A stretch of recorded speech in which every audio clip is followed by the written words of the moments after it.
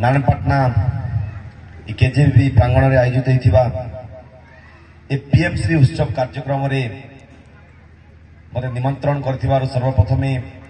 अनुष्ठान समस्त शिक्षक शिक्षयित्री को धन्यवाद अर्पण करुच्ची। जो नुआ स्वप्न देखा जाउची एवं से स्वप्न को साकार करने जो विभिन्न योजना अना जाउची तार एक जुगांतकारी पदक्षेप होउची पीएमश्री स्कूल योजना। आपण जानिथिबे समय थिला किंतु आज सरकार विभिन्न योजना एवं सरकार विभिन्न इच्छा शक्ति जो आज विभिन्न माध्यम पिला आकृष्ट करने पिला आकृष्ट करने विभिन्न योजना करी विभिन्न स्कीम करी पिला केमती आकृष्ट हो पाठ पढ़े तापाई पदक्षेप नि जाउची। तो ये अवसर रे आजिकार पीएमश्री उत्सव अवसर रे मंचासीन थिबा मो पूर्व वक्ता तथा मुख्य वक्ता एवं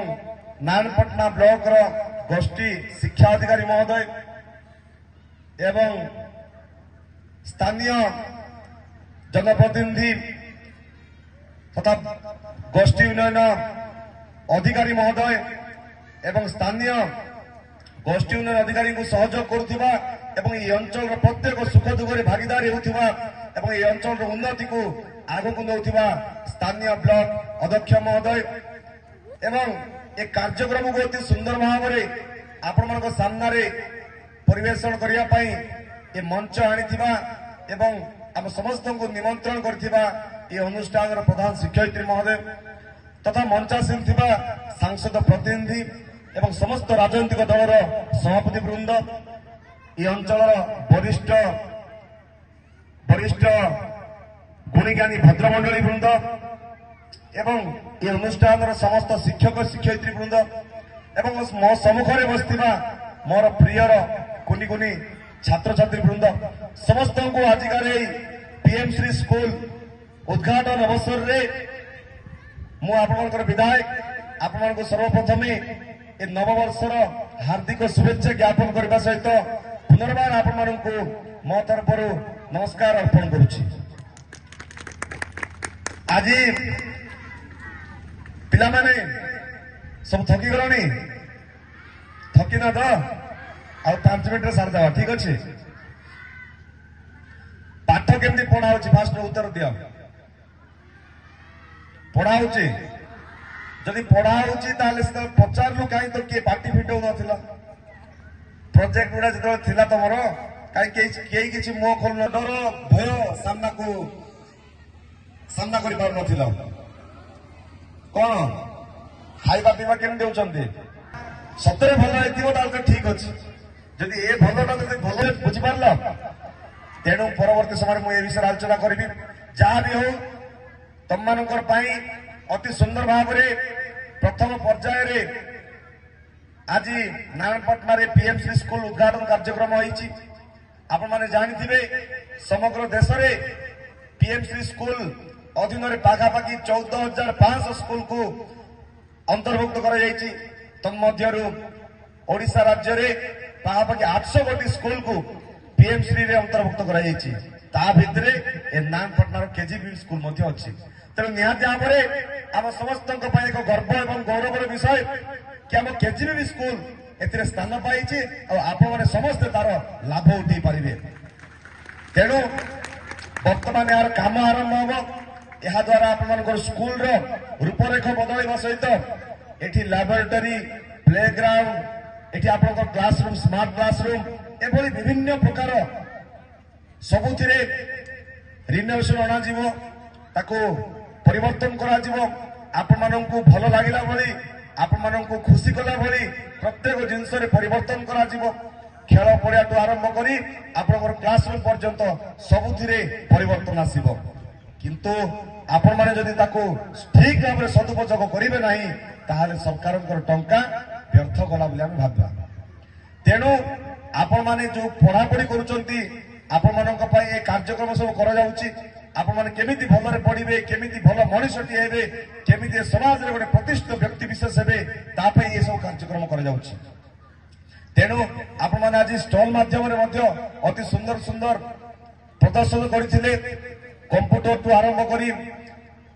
सब प्रकार केमती आमे स्वावलंबी हो पारिबा केमिति आमे निजे निजे स्वावलंबी हो पारिबा ता भितरे मध्ये तुम माने अति सुंदर परिवेशन करूथिलो मु समस्त को अनुरोध करिबी पाठ पढ़ा बाद आमे एक्स्ट्रा करिकुलर एक्टिविटी रे मध्ये आमे निजको प्रतिष्ठित करिवार अछि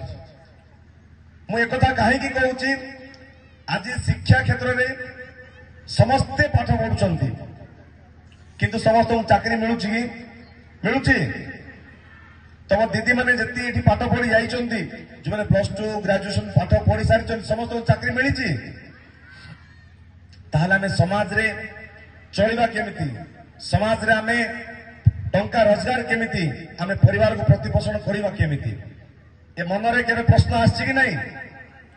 तेणु करी ए पीएमसी माध्यम रे आपण मानकू एक्स्ट्रा जिंस मध्ये आपण को करा जीवो ना कोन आपण माने केमिति स्वावलंबी हे परिबे आपण माने केमिति एक्स्ट्रा करिकुलर एक्टिविटी माध्यम रे निजको प्रतिष्ठित करि परिबे चाकरी न मिलले नहीं चाकरी बाद मध्ये केमिति आपण माने टंका रोजगार करी निजर बापा मां को सम्मान सहित समाज रे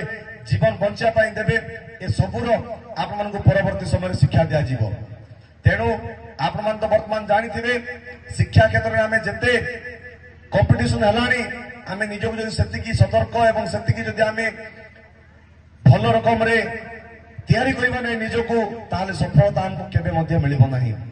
आज मंच रे जो जो व्यक्ति विशेष माने आपन को सम्मुख रे बसचंती एवं आपण मन को दी पद लेके उद्बोधन दउथिले आपण मन को सचेतन करउथिले से माने मध्ये तांको जीवन रे निहाती भाबरे केबे ना केबे परिश्रम करथिबे चेष्टा करथिबे एवं निजर एम को फोकस करी काम करथिबे जा फल आपण को सम्मुख रे बसी दी पद उद्बोधन देई पारुचंती तेणु तेणु आपण समस्त कहिबी वर्तमान परिस्थिति रे वर्तमान जुग रे कौनसी काम मध्य छोट नहीं कौनसी काम मध्य छोट नहीं से गीत गाइबा हो से खेल रे क्रिकेट खेल हो किंबा से नाच हो से वक्तव्य देवारे हो किंबा जे कौनसी जिंस आपण देखुचंती सबुथिरे आमे टंका रोजगार करि परिबा एवं आमे प्रतिष्ठित व्यक्ति विशेष मध्य होई परिबा आज जने भाषण देकरी मध्य कोटी कोटी टंका रोजगार करूचंती आज जने चित्र करिके मध्य लक्ष लक्ष कोटी टंका रोजगार करूचंती आज परब होउची आमे बाहर कलाकार आणुचे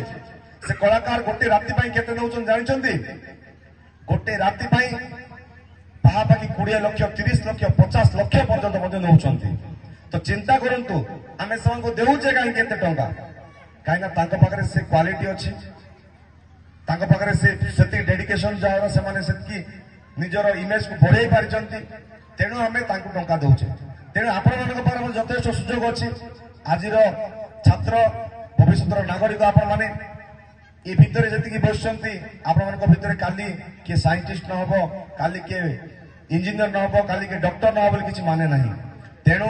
आपण मानक समस्त को मो वक्तव्य सांग करबा गोटे परामर्श देबी कोनोसी काम छोट नाही आपण मानक भितर जो अंतर्निहित कला अछि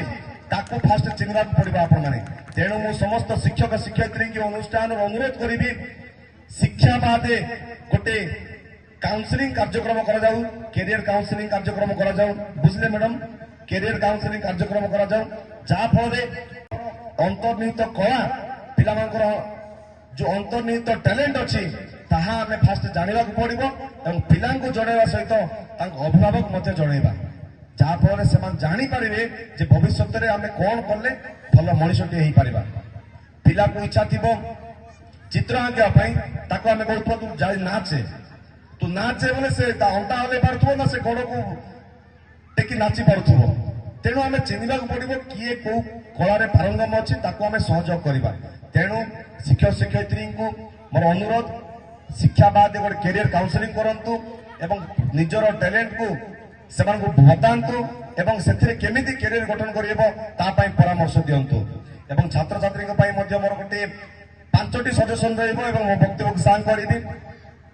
पिला माने ए माटी को भल पाउछ तुम माने भल पाउछ निज गाँ को भल पाउछ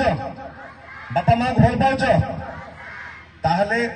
आमे सर्वप्रथमे निजर कर्तव्य जहा रहिछि ମଞ୍ଚରେ ଯେତିକି ଉପସ୍ଥିତ ଅଛନ୍ତି ସମସ୍ତଙ୍କ ପାଇଁ ମୁଁ କହିବି, ଆମେ ଯଦି ଏ ମାଟିକୁ ଭଲ ପାଉଛେ ତାହେଲେ ନିଜର କର୍ତ୍ତବ୍ୟକୁ ନିଜର ଦାୟିତ୍ୱକୁ ନିଷ୍ଠାପର ଭାବରେ ନିଃସ୍ୱାର୍ଥପର ଭାବରେ ସଠିକ ଭାବରେ ଯଦି ପାଳନ କରିବା ତାହେଲେ ଆମେ ନିହାତି ଭାବରେ ସମାଜ ପାଇଁ କିଛି କଲେ ବୋଲି ମନେ କରିବା। ଯଦି ଶିକ୍ଷକ ନିଜର କର୍ତ୍ତବ୍ୟକୁ ସୁଚାରୁ ରୂପେ ପାଳନ କରିବେ,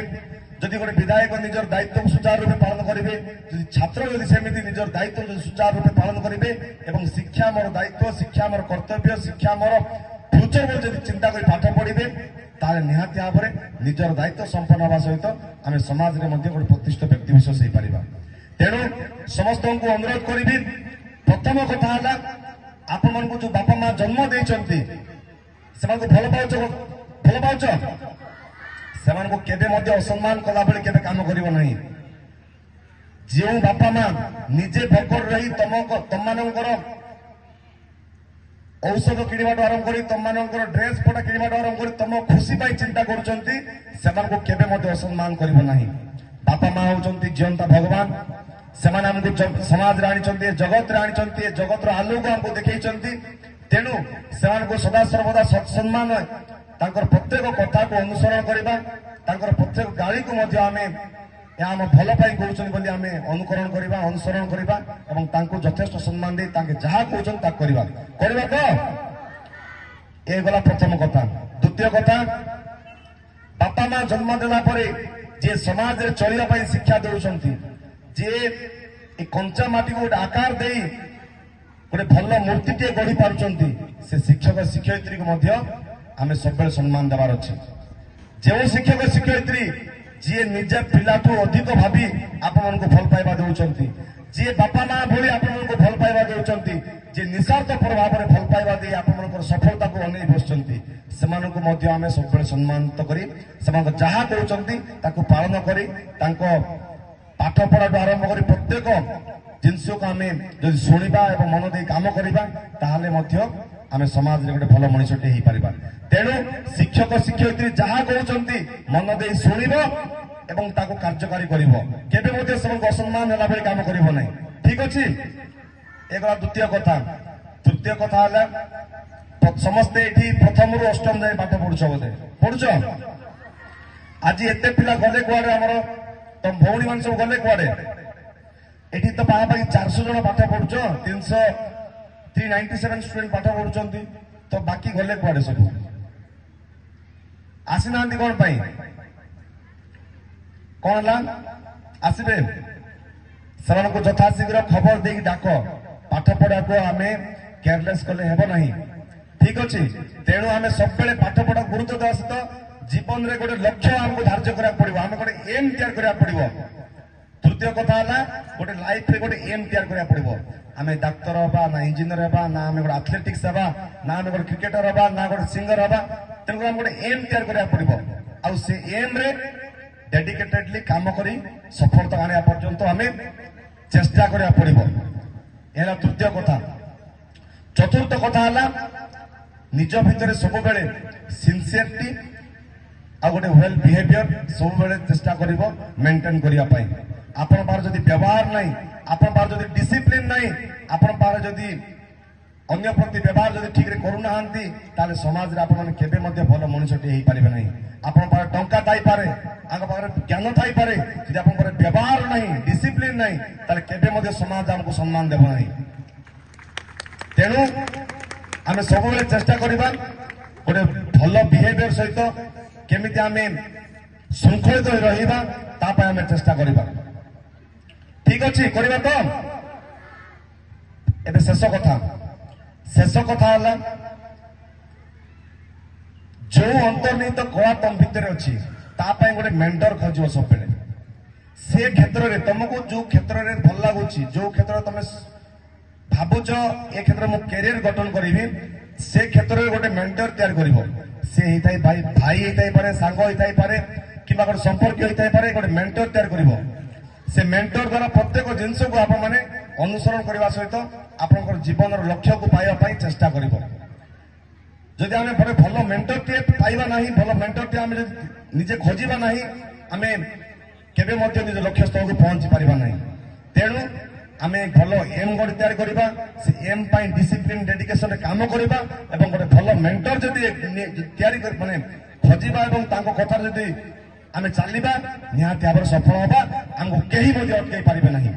ତେଣୁ ସମସ୍ତ ଛାତ୍ରଛାତ୍ରୀଙ୍କ ମୋ ତରଫରୁ ଶୁଭେଚ୍ଛା ଶୁଭକାମନା ସହିତ ଆପଣମାନଙ୍କର ଭବିଷ୍ୟତ ପାଇଁ ମୁଁ ନିହାତି ଭାବରେ ଭଗବାନଠାରୁ ପ୍ରାର୍ଥନା କରିବି। ଆପଣମାନେ ମୁଁ କହିଥିବା 5ଟି ପରାମର୍ଶକୁ ବୁଝି ଶୁଣି ଭବିଷ୍ୟତରେ ଯଦି କାମରେ ଲଗେଇବେ ନିହାତି ଭାବରେ ସଫଳତା ପାଇବେ ଏବଂ ଏଥିରେ କୌଣସି ସନ୍ଦେହ ନାହିଁ ଯେ ଆପଣମାନେ ସଫଳତା ପାଇବେ ନାହିଁ ବୋଲି। ତେଣୁ ସମସ୍ତଙ୍କୁ ଧନ୍ୟବାଦ ଦେବି ଧୈର୍ଯ୍ୟର ସହିତ ଆପଣମାନେ ଏହି କାର୍ଯ୍ୟକ୍ରମକୁ ଶୁଣୁଥିବାରୁ। ଆଶା କରୁଛି ଏଭଳି ଶୃଙ୍ଖଳା ଆପଣମାନଙ୍କର ଜୀବନ ଯାକ ବଜାୟ ରହୁ। ଆପଣ ବର୍ତ୍ତମାନ ଭବିଷ୍ୟତରେ ଯେଉଁ ସ୍କୁଲ ଗଠନ ହବ ସେଥିରେ ମଧ୍ୟ ଆପଣଙ୍କର ଭୂମିକା ରହୁ। ଆପଣମାନେ ପଢନ୍ତୁ, ଆପଣମାନେ ନାଚନ୍ତୁ, ଗାଆନ୍ତୁ, ଶିକ୍ଷକ ଶିକ୍ଷକ ସମ୍ମାନ ଦିଅନ୍ତୁ ଆଉ ଆଗକୁ ବଢନ୍ତୁ। ସମସ୍ତଙ୍କୁ ଧନ୍ୟବାଦ ଦେବି। ମଞ୍ଚରେ ଉପସ୍ଥିତ ଥିବା ସମସ୍ତଙ୍କୁ ମଞ୍ଚାସୀନ ଅତିଥିଙ୍କୁ ଧନ୍ୟବାଦ ଦେଇ ମୋ ବକ୍ତବ୍ୟକୁ ସାଙ୍ଗ କରୁଛି। ସମସ୍ତଙ୍କୁ ନମସ୍କାର, ସମସ୍ତଙ୍କୁ ଧନ୍ୟବାଦ।